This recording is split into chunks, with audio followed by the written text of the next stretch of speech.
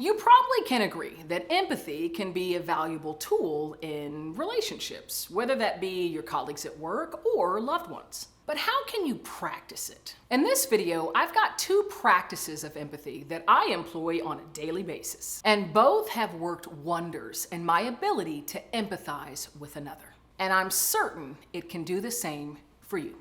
So let's talk about it.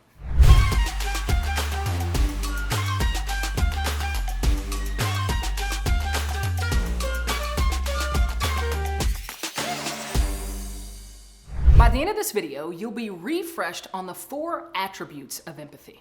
Know a very effective phrase to use in your empathy practice, and a useful sentence structure to employ when engaged in even the most difficult conversations with colleagues and loved ones alike.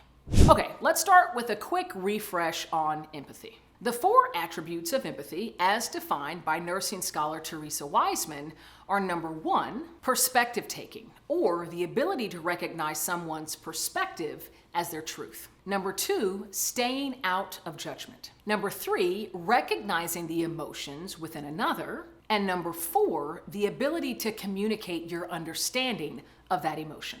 With that said, let's walk through a couple ways to put these into practice. The first practice is to integrate the phrase, "What else?" The very next time you have the opportunity to listen to a colleague or a friend or a loved one talk about something they're struggling with, a problem that they're having, and they reach that first gap in their sentencing, that first real big pause, your first opportunity to say something, instead of offering advice, instead of starting to problem solve, instead, in that pause, simply state the phrase, "What else?" This is actually a coaching prompt that I learned from Michael B. Stanier. He's the author of the best-selling book, The Coaching Habit, which is brilliant, by the way, so pick up a copy and read it if you haven't. And he's also someone who I've had the pleasure of collaborating with on a couple projects. This phrase, "What else?" it's such a great way to practice that second attribute of empathy, which is staying out of judgment. As soon as you sense that thing within you, wanting to solve a problem,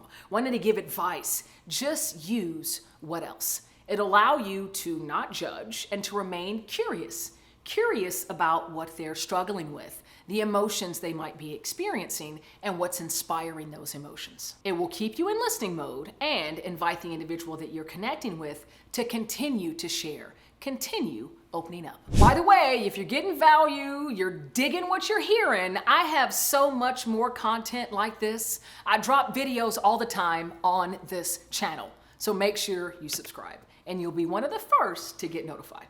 Okay, let's get back into it. The second practice is to name emotions. When in conversation with someone, whether that be a loved one and you're both sharing about how your day went, maybe it's with a colleague and you're talking about a project deliverable or an upcoming milestone, strive to name at least one emotion that you can sense that they're feeling. And do this by using the following sentence structure. It sounds like you're feeling blank about this. Did I get that right? Using this language will convey that you're striving to understand the emotion they're experiencing without assuming you already know it. This is a consistent practice of mine. As I'm listening, I'm of course processing what they're saying, but I'm picking up on their language. I'm picking up on their tone, on their body language, their facial expressions, and trying to pinpoint what emotion they might be experiencing in the moment. And then once I have a guess, I simply play it back to them. I can remember I was having a conversation with a colleague many years ago, and I was doing this kind of practice. They were clearly struggling with a certain aspect of their work, and so they, kind of went through what had happened, the situation, the dynamics, and I said, "It sounds like you're feeling pretty angry about all this. Does that sound right?" And they would say, yeah, angry, but I'm also frustrated because blah, blah, blah," and they keep going. And then during that next time, when there was a pause, I would say, "Okay, it sounds like you're feeling angry and frustrated and maybe a bit annoyed. Does that make sense?" And they say, yeah, all those things, I'm annoyed, but also, and they just kept going. And it kept going like this, back and forth. And they ended up telling me so much about the situation, emoting, letting out so much energy that they had been feeling and that they had been going through. And once they finished and we had gotten to the point where I played it all back and they said, "Yeah, that's it," then I simply said, "Wow, that sounds really tough." And they ended up saying, "Thank you. Thank you for listening. That was a really, really big help. That was empathy, holding space in practice.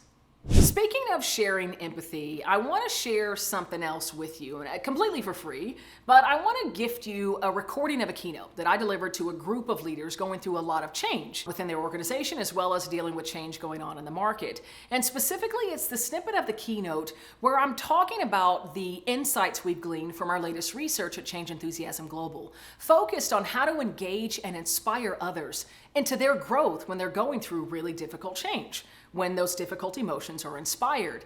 And empathy is one of those insights. And so I want to share this recording so you can hear some of that language and some of that data.